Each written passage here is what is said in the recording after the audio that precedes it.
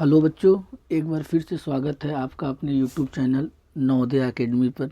We are Navodayan, कलम से क्रांति। आज के इस वीडियो में हम 10 ऐसे महत्वपूर्ण सवालों को डिस्कस करेंगे जो विगत परीक्षाओं में आ चुके हैं और आपके परीक्षा में आने की जिसकी प्रबल संभावना है। आइए बढ़ते हैं क्वेश्चन नंबर 1 की तरफ। क्वेश्चन नंबर 1 में हमें दो संख्याएं दी हुई हैं। इसमें पहली संख्या हमारी 12 है और दूसरी संख्या क्या है, 21 है। यदि इनका लसक 84 है तो हमसे पूछ रहा है कि इनका मसक क्या होगा। तो ये सवाल बहुत सरल है। ये हमारा इस फार्मूला पर आधारित है कि लसक गुणित मसक बराबर पहली संख्या गुणित दूसरी संख्या होती है। तो हमें जो लसक की वैल्यू दी है 84 यहाँ पे हमने पुट कर दिया, और जो पहली संख्या है 12 यहाँ पे पुट कर दिया, जो दूसरी संख्या 21 यहाँ पे पुट कर दिया। ठीक है। अब यहाँ पे देखिए जो मेरा 84 है यहाँ पे मल्टीप्लाई में है, तो जब ये हमारे दाएं पक्ष में जाएगा तो डिवाइड में हो जाएगा। तो यहाँ पे देखिए ये डिनोमिनेटर में आ गया।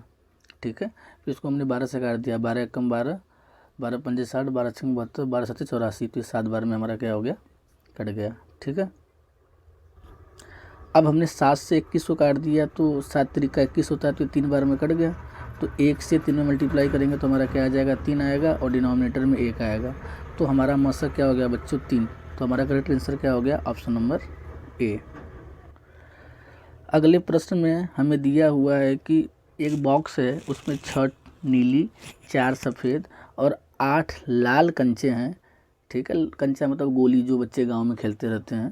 तो हमसे पूछ रहा है कि यदि इस बक्से से एक कंचा यादृच्छया निकाला जाता है। यादृच्छया का मतलब क्या होता है, रैंडमली। रैंडम इवेंट क्या होता है, यादृच्छया घटना क्या होती है, एक ऐसी घटना होती है जिसमें हमें आउटकम्स पता है कि क्या आने वाला है, परंतु किसी एक पार्टिकुलर थ्रो में क्या आएगा हमें ये नहीं पता है। जैसे हमें ये पता है कि जब हम बॉक्स में से गेंद निकालेंगे तो या तो वो नीला गेंद होगा, या तो वो सफ़ेद गेंद होगा, या तो लाल गेंद होगा। लेकिन हम ये प्रिडिक्ट नहीं कर सकते हैं कि उस पार्टिकुलर टाइम जब हम निकालेंगे तो वह गेंद लाल होगा, नीला होगा या सफ़ेद होगा। इसी को हम क्या बोलते हैं, यादृच्छया प्रयोग। तो हमसे पूछ क्या आ रहा है इस सवाल में कि इस गेंद के नीले रंग की होने की प्रायिकता क्या होगी, इस कंचे के नीले रंग की होने की प्रायिकता क्या होगी।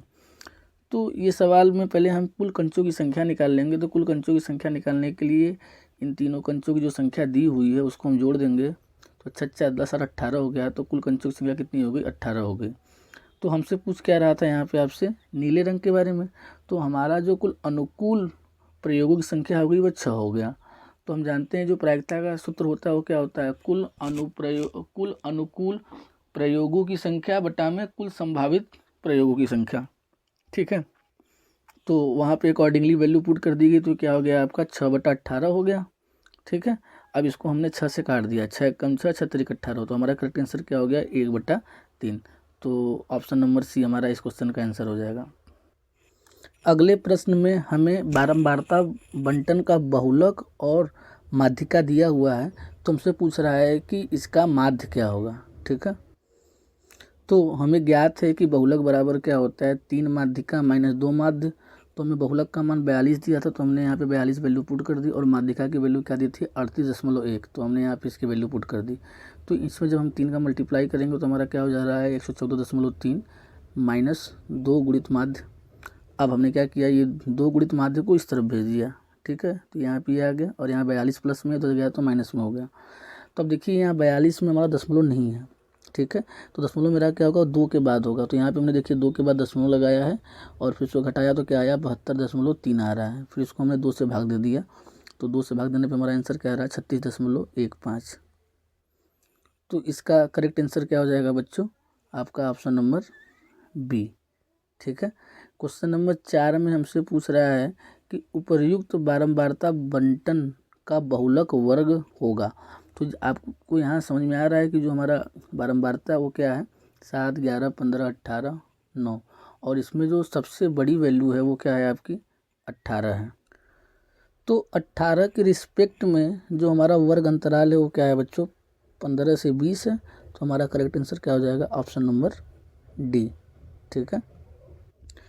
अगले सवाल में हमसे पूछ रहा है कि एक अच्छी प्रकार से फेंटी गई ताश की गड्डी से एक कार्ड को यादृच्छिक निकाल रहे हैं हम।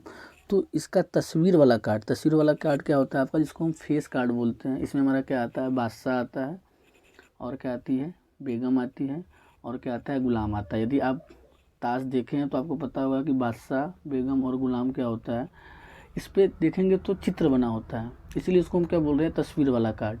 तो इन कार्डों की जो संख्या होती है वो हमारी कितनी होती है, 12 होती है। ठीक है, तो 12 हो गई, तो हमारा क्या हो जाएगा, प्रोबेबिलिटी से क्या हो जाएगी, 12/52 हो जाएगी। अब इसको क्या कर देंगे, हम काट देंगे। ठीक है, 4 से काट दिया तो 4×3=12 हो गया। इसको 4 से काटेंगे तो 4×1=4, 1/4=4 तो करेक्ट आंसर हमारा क्या हो जाएगा, 3/13। ठीक है, तो करेक्ट आंसर क्या हुआ, ऑप्शन नंबर सी। अगले सवाल में हमसे पूछ रहा है कि एक परिमेय संख्या और एक अपरिमेय संख्या का अंतर है। तो मैं आपको यहाँ पे क्लियर कर देता हूँ, अगर एक संख्या परिमेय है और दूसरी संख्या अपरिमेय है तो उनके बीच कोई भी ऑपरेशन किया जाए, उन्हें जोड़ा जाए, घटाया जाए, गुणा किया जाए, भाग किया जाए, हमेशा आपका आंसर अपरिमेय संख्या आता है। मैंने क्या बोला, हमेशा, हमेशा को क्या बोलते हैं, सदैव। तो करेक्ट आंसर क्या हो जाएगा इस सवाल का, ऑप्शन नंबर। ठीक है, लेकिन यहाँ पे इस बात को ध्यान रखिए, जब हमारा जोड़ घटाना वाली प्रक्रिया होगी तो आंसर होगा, लेकिन जब हम गुणा और भाग वाली प्रक्रिया लेंगे तो जिसमें परिमेय संख्या होना चाहिए उसकी वैल्यू शून्य नहीं होनी चाहिए। ठीक है, वो नॉन जीरो होना चाहिए ना, शून्यतर परिमेय संख्या होना चाहिए। शून्य को छोड़कर जितनी परिमेय संख्या आती है, क्यों, क्योंकि यदि शून्य को ले लें हम तो शून्य मेरा क्या हो गया, परिमेय संख्या, और √3 को ले लें तो √3 क्या है, अपरिमेय संख्या। तो इनको गुणा करने पर क्या आ रहा है, शून्य आ रहा है। तो यहाँ पे ये वाली प्रॉब्लम आ जाती है। इसलिए अगर हमारा शून्यतर परिमेय संख्या है और कोई भी अपरिमेय संख्या, उनको ऑपरेट करेंगे तो क्या आएगा, हमारा आंसर अपरिमेय संख्या आएगा। लेकिन अगर वो शून्यतर नहीं है तो केस थोड़ा सा ऐसा बनेगा जिसमें हमारा परिमेय संख्या भी आने की संभावना रहेगी। लेकिन अगर वो शून्यतर है तो हमेशा सदैव अपरिमेय संख्या होगा। लेकिन जोड़ और घटाने वाली संक्रिया में कोई दिक्कत नहीं है। ठीक है, जैसे यहाँ पे √3 है, √3 में से यदि आप 0 को भी घटाएंगे तो क्या आएगा, √3 ही आएगा। ठीक है, तो इस बात को आप समझ गए होंगे। ठीक, अगले प्रश्न में हमसे पूछ रहा है कि निम्नलिखित में कौन सी संख्या परिमेय है। ठीक है, तो ये ऑप्शन नंबर सी परिमेय है। क्यों परिमेय है, आइए इस बात को भी हम समझ लेते हैं। तो आपका ये किस फॉर्म का है, आपका a+b फॉर्म का है। तो हम जानते हैं इसकी वैल्यू क्या होती है, a² - b²। और यहाँ पे यदि आप देखें तो a की जगह पे क्या आ रहा है, √5 आ रहा है, और b की जगह क्या आ रहा है, √7 आ रहा है। तो हम यहाँ पे जब वैल्यू पुट करेंगे तो ये हो जाएगा आपका √5 का स्क्वायर, और क्या हो जाएगा आपका ये √7 का स्क्वायर हो जाएगा। √5 के स्क्वायर का मतलब क्या हुआ, √5 × √5, और √7 के स्क्वायर का मतलब क्या हुआ, √7 × √7। तो यहाँ से एक 5 का जोड़ा बन जाएगा, तो एक 5 बाहर आ जाएगा, और यहाँ से एक 7 बाहर आ जाएगा। जब इसको घटाएंगे तो क्या आएगा, -2 आएगा। और -2 जो है वो परिमेय संख्या। क्यों, क्योंकि हम -2 को p/q के रूप में लिख सकते हैं। जैसे इसको हम ऐसे लिख सकते हैं ना, -2/1। ठीक है, इसलिए हमारा परिमेय संख्या हो जाएगा। समझ गए। अगला सवाल हमारा दूरी सूत्र पे आधारित है, और हमें पता है कि दूरी सूत्र क्या होता है, √x2 - x1 का whole square plus y2 - y1 का होल स्क्वायर होता है। तो यहाँ पे देखिए जो हमारा निर्देशांक दिया हुआ था वो क्या दिया था, पहले बिंदु का a, b, दूसरा क्या था, b, -है। तो हमने यहाँ पे वैल्यू पुट कर दी, तो x2 की वैल्यू हमने a ली और x1 की वैल्यू b ली। तो ये हो गया आपका a - b का होल स्क्वायर प्लस y2 की जगह हम क्या लेंगे, यहाँ पे b लेंगे, तो b हो गया। और यहाँ पे ये फार्मूले वाला माइनस आ गया, और ये देखिए y1 में -1 आ रहा है तो उसको यहाँ पे -1 रख दिए, तो ये हो जाएगा इसका स्क्वायर।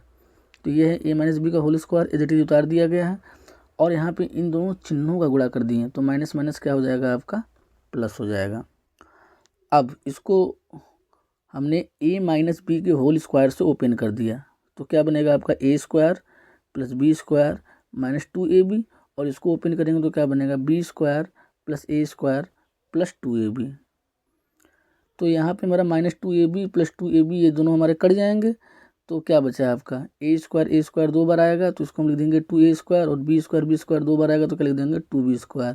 ठीक है, तो हमारा करेक्ट आंसर क्या हो जाएगा बच्चों, ऑप्शन नंबर डी। ठीक है, नेक्स्ट क्वेश्चन की तरफ बढ़ते हैं। तो नेक्स्ट क्वेश्चन में हमसे पूछ रहा है कि एक द्विघात बहुपद है तो इसके शून्यकों का योगफल कितना होगा। तो सर्वप्रथम ये जो मेरा द्विघात समीकरण है, या इसको यदि इसको देखिए हम 0 के बराबर कर देंगे, इस बात को भी हम समझ लेते हैं। अगर हम इसको 0 के बराबर कर देंगे तो ये हमारा क्या हो जाएगा, द्विघात समीकरण बन जाएगा। और यदि इसी को हम p ऑफ x के बराबर कर देंगे, ठीक है, p ऑफ x के बराबर कर देंगे तो हमारा क्या बन जाएगा, द्विघात बहुपद बन जाएगा।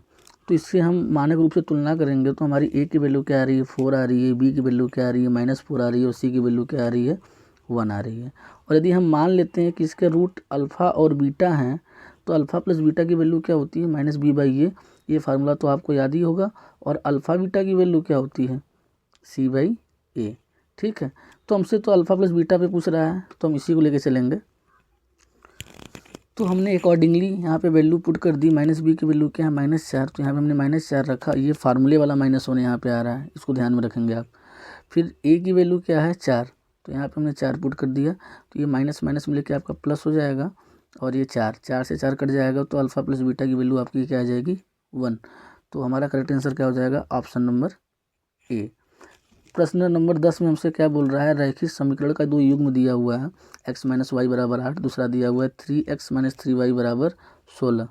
तो हमसे पूछ रहा है कि हलों की संख्या होगी। ठीक है, तो सर्वप्रथम ये जो हमारा समीकरण दिया है इसको हमने मानक रूप में बना दिया, a1x + b1y + c1 = 0 वाले में।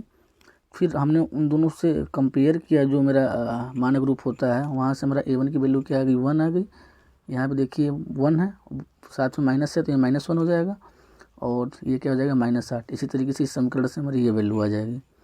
तो हमने यहाँ से a1/a2 निकाल दिया, तो a1/a2 की वैल्यू क्या हो जाएगी, 1/3। फिर b1/b2 निकाला तो वो भी बन रहा है -1/-3, तो माइनस से माइनस कट जाएगा तो क्या बन जा रहा है, 1/3 बन जाएगा।